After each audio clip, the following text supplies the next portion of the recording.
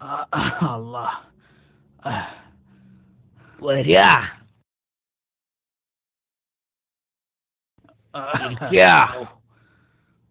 എന്താ പേര്? ചെറിയോന്. ചെറിയോനാക്ക, കട്ടേക്കാടൻ ചെറിയോനെന്ന് പറയും. എന്താ അസുഖം? ഇടത്തെ മുട്ടുംകാലിനൊരു വേദന. വയസ്സായില്ലേ, വേദന ഉണ്ടാവും. ആഹാ, ഇടത്തെ മുട്ടുംകാലിന്റെ അതേ വയസ്സ് തന്നെയല്ലേ വലത്തെ കാലിനും, എന്നിട്ട് അതിന് വേദന അല്ലല്ലോ. ആള് ഭയങ്കര രസികനാണല്ലോ. രസികന്മാരെ എനിക്ക് വലിയ ഇഷ്ടാ. ഞങ്ങള് പാരമ്പര്യമായിട്ട് വലിയ രസികന്മാരാ. എന്നാ ഞാനൊരു ചോദ്യം ചോദിക്കാം, ഉത്തരം പറഞ്ഞ മരുന്നൊക്കെ ഫ്രീ. അത് തിരക്കേടില്ലല്ലോ. അങ്ങനെയാണെങ്കിൽ എനിക്ക് വേറെയും കുറെ അസുഖങ്ങളൊക്കെ ഉണ്ട്. എത്ര അസുഖമാണെങ്കിലും ചോദിച്ചോളൂ, മരുന്ന് ഫ്രീ. പക്ഷേ ഉത്തരം പറയണം. ധൈര്യമായിട്ട് ചോദിച്ചോളി. നിങ്ങള് വെറും വയറ്റില് എത്ര ചപ്പാത്തി തിന്നും? ഇതാപ്പോ വലിയ ചോദ്യം.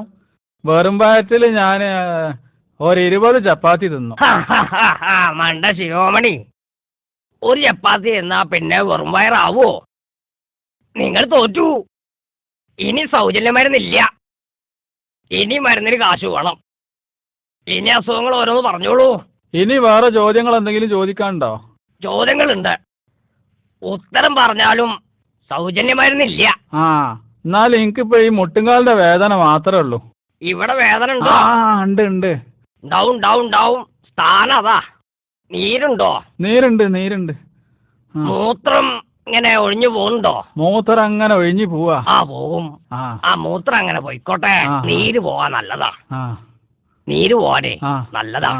രാത്രി ഉറക്കണ്ടോ? ഉറക്കണ്ട്. ഉണ്ടാവും. അത് രോഗത്തിന്റെ ലക്ഷണാ. പിന്നെ തലവേദന അല്ല. ഉണ്ടാവില്ല. അതന്നെ. മൂക്കിന് വെള്ളം ഒലിക്കുന്നുണ്ടോ? മൂക്കിന്ന് വെള്ളം ഇടക്ക് ഒലിക്കും. ഇടക്കല്ലേ ഉള്ളൂ. അതാണ് ഈ രോഗത്തിന്റെ ലക്ഷണാണതേ. തുമ്മലോ? തുമ്മലില്ല. തുമ്മലുണ്ടാവില്ല. ഉറക്കത്തിൽ പല്ല് കടിക്കുവോ? പല്ല് കടിക്കും. കൂർക്കം വലിക്കോ? കൂർക്കം വലി ഉണ്ടോന്നുള്ളത് ഞാനിതുവരെ കേട്ടിട്ടില്ല. കൂർക്കം വലി ഉണ്ടോ നോക്കണം. ഉണ്ടെങ്കിൽ ആ വിവരം പറയാ. സ്വപ്നം കാണുവോ? സ്വപ്നം ഒഴിവുണ്ടാകുമ്പോഴൊക്കെ കാണും. ഇപ്പൊ ഒഴിവില്ല. ആള് ഭയങ്കര രസികനാ. പിടിച്ചു പോയി ആളെ. വയറെങ്ങനെ? വിശപ്പ് നല്ലോണം ഉണ്ട്. ഉണ്ടാവും, നല്ലോണം ഉണ്ടാവും. ഇരിക്ക, ഞാൻ മരുന്നെടുത്തോട്ട് വരാം. ആയിക്കോട്ടെ.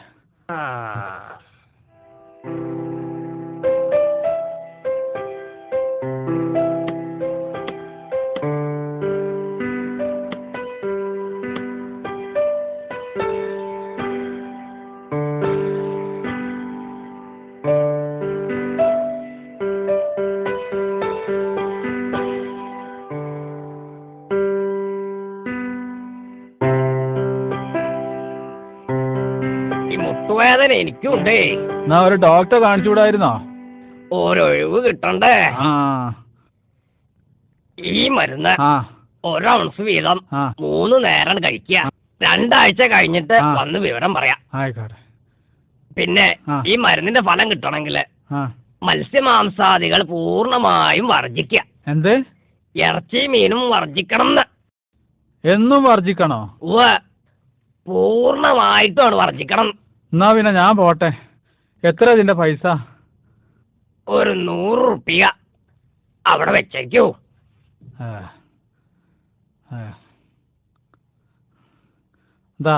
അവിടെ വെച്ചേക്ക.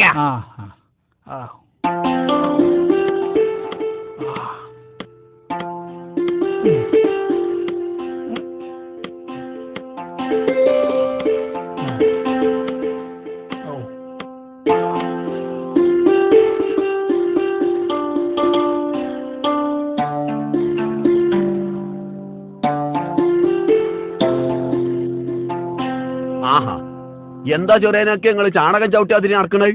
മുട്ടുംകാലിനൊരു വേദന, നടക്കാൻ വയ്യ, വൈദ്യരെ കാണിച്ചു വരിക.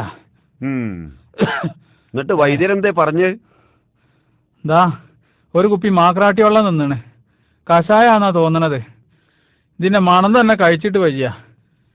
ഇനിയിപ്പോൾ അത് എങ്ങനെങ്കിലും ഒന്ന് കുടിച്ച് പള്ളയിലാക്കാന്ന് വിചാരിച്ചാലും ഇറച്ചിയും മീനും നിർബന്ധമായിട്ട് വർജിക്കണം എന്നാ വൈദ്യര് പറഞ്ഞത്. അതിനെന്താ വർജിക്കണം. അനക്കിപ്പോ അത് പറയാ. എന്നും ഇറച്ചും മീനും വർജിക്കാൻ എവിടെ പൈസ? മകന് ഗൾഫിൽ നിന്ന് അയച്ചു തരുന്നത് വീട്ടിലത്തെ ചെലവിന് തന്നെ തികയണില്ല. അതൊന്നും പറഞ്ഞാ പറ്റൂല, അസുഖം മാറണ്ടേ. എന്ന് വെച്ച് ഏതെങ്കിലും ഒന്ന് വർജിക്കണം എന്ന് പറഞ്ഞാൽ തിരക്കടില്ല. ഇതിപ്പോ ഇറച്ചും മീനും വർജിക്കണം എന്ന് വെച്ചാല് അതിന് പണിയുണ്ട്.